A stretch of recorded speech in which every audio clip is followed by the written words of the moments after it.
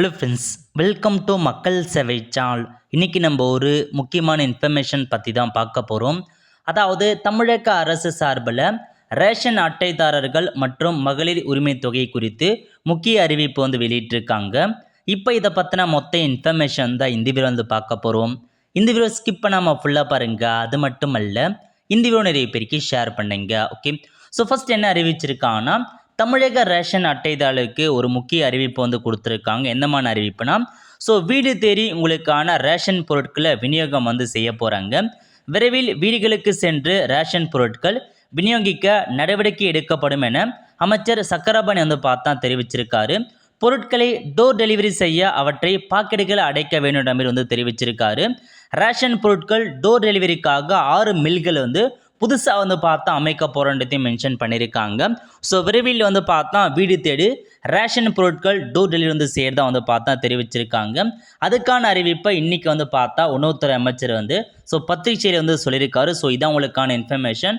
So door delivery மூலமாக ration பொருட்கள் விநியோகம் செய்கிறது எந்த அளவுக்கு ஒரு நல்ல ஸ்கீம், இல்லை அதில் டிஸ்அட்வான்டேஜ் என்னன்றதை மறக்காமல் நீங்கள் கமெண்ட் பாக்ஸ் கமெண்ட் பண்ணுங்கள். இதை பார்த்தா ஃபஸ்ட் அப்டேட்டாக ரேஷன் கார்டை வெளியிட்டிருக்காங்க. ஸோ விரைவில் உங்களுக்கு ஹோம் டெலிவரி மூலமாக ரேஷன் பொருட்கள் விநியோகம் செய்ய போகிறாங்க. அதுக்கடுத்து செகண்ட் அப்டேட் என்ன அப்படின்னு பார்த்தீங்கன்னா, மகளிர் உரிமை தொகை குறித்து ஒரு முக்கிய அறிவிப்பு வெளியிட்டிருக்காங்க பாருங்க. அதாவது மகளிர் உரிமை தொகை குறித்து ஒரு ஃபார்ம் மாரி பார்த்தா ஷேர் ஆகின்றதை சொல்லியிருக்காங்க. இந்த மாதிரி ஒரு ஃபார்ம் நிறைய சோஷியல் மீடியா ஷேர் ஆகிட்டு இருக்கு. இது முழுக்க ஒரு தவறான அப்ளிகேஷன் ஃபார்ம்ன்ற மாரி டிஎன் ஃபேக்ட் பார்த்தா வெளியிட்டிருக்காங்க. எந்த மாதிரி தவறான தகவல் கொடுத்துருக்காங்கன்னா, கலைஞர் மகளிர் உரிமை தொகை கிடைக்காதவர்கள் விண்ணப்பத்தை பூர்த்தி செய்து கோட்டாட்சியிடம் நேரில் வழங்கலாம் அப்படின்ற மாதிரி பார்த்தா ஒரு செய்தி பரப்பிட்டு வராங்க. ஸோ இந்த அப்ளிகேஷன் ஃபார்மை ஃபில் பண்ணி கோட்டாட்சியிட்ட போய்ட்டு டேரெக்டாக கொடுங்கணுமே நிறைய பேர் ஷேர் பண்ணிட்டு வராங்க. இது முழுக்க ஒரு ஃபேக்கான தகவல், ஃபேக்கான ஃபார்ம்ன்ற மாதிரி தமிழக அரசு பார்த்தா வெளியிட்டிருக்காங்க. அதுக்கான உண்மை என்ன அப்படின்னு பார்த்தீங்கன்னா, ஸோ ஒருவேளை உங்களுக்கான மகளிர் உரிமை தொகை கிடைக்காம இருக்குது அப்படின்னா, உங்களுடைய மனு தள்ளுபடி செஞ்சுருக்காங்க, ரிஜெக்ட் பண்ணியிருக்காங்க அப்படின்ற பட்சத்தில் உங்கள் மொபைல் நம்பருக்கு எஸ்எம்எஸ் அனுப்புகிறாங்க அப்படின்னா, நீங்கள் 30 நாட்களுக்குள்ள இ-சேவை மையத்தில் போயிட்டு அப்பீல் பண்ணுற மாதிரி இருக்கும். ஸோ ஆன்லைன் மூலமாக இ-சேவை மையம் எடுத்து தான் அப்பீல் பண்ணும். டேரெக்டாக எந்த ஆஃபீஸை நீங்கள் கொடுத்தாலும் மென்ஷன் பண்ணியிருக்காங்க.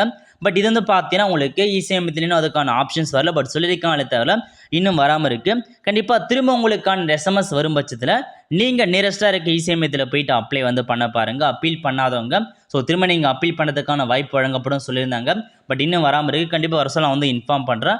ஸோ இதான் உங்களுக்கான ஒரு லேட்டஸ்ட் அப்டேட். இந்த மாதிரி அப்ளிகேஷன் ஃபார்மை நீங்கள் எடுத்துகிட்டு போயிட்டு ஸோ கோட்டாச்சு நீங்கள் சப்மிட் பண்ணால் கண்டிப்பாக வாங்க மாட்டாங்க. இது ஒரு ஃபேக்கான தகவல்ன்றதை இப்போதைக்கு பார்த்தா மென்ஷன் பண்ணிட்டாங்க. ஸோ இதான் உங்களுக்கான ஒரு 2 அப்டேட்டாக தமிழக அரசு வெளியிட்டிருக்காங்க.